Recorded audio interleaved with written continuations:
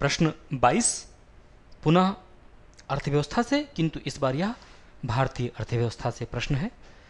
यह प्रश्न बताता है कि भारतीय आर्थिक सर्वेक्षण में वर्णित बैंकिंग प्रणाली में कार्यरत दोहरा वित्तीय नियंत्रण के संबंध में कुछ कारकों पर बात करनी। 4 कारक दिए गए हैं।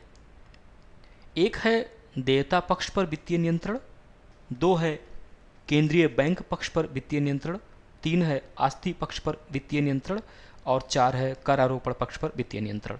पूछा गया है कि इन 4 कारकों में से कौन से कारक सही हैं। तो आपकी जानकारी के लिए बता देना चाहेंगे कि भारतीय आर्थिक सर्वेक्षण 2014-15 के अध्याय 5, जिसमें कि ऋण संरचना और दोहरे वित्तीय नियंत्रण की बात की गई है, वास्तव में यह बैंकिंग सेक्टर के निदान के लिए एक सुझाव है। इसमें इन्होंने 2 प्रकार के दोहरा वित्तीय नियंत्रण की जो बात की है, डबल रिप्रेशन की बात की है, वो 2 बिंदुओं पर आधारित है। एक तो है देयता पक्ष पर वित्तीय नियंत्रण, अर्थात जो लाइबिलिटीज वगैरह बढ़ रही है, बैंक का एनपीए बढ़ रहा है, उस पर है।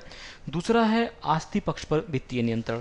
आस्ति पक्ष पर वित्तीय नियंत्रण के लिए इन्होंने एसएलआर और पब्लिक सेक्टर लैंडिंग या सार्वजनिक ऋणों की इत्यादि की बात की है। तो ये 2 ही खाली सही हैं। लाइबिलिटी साइड की अर्थात देयता पक्ष पर नियंत्रण की बात की गई है और आस्ति पक्ष पर। तो देखा जाए केवल 1 और 3 ही हमारे सही उत्तर बनते हैं और 1 और 3 मिलके केवल विकल्प बी बना रहे हैं। तो विकल्प बी सर्वश्रेष्ठ उत्तर है प्रश्न संख्या 22 के लिए।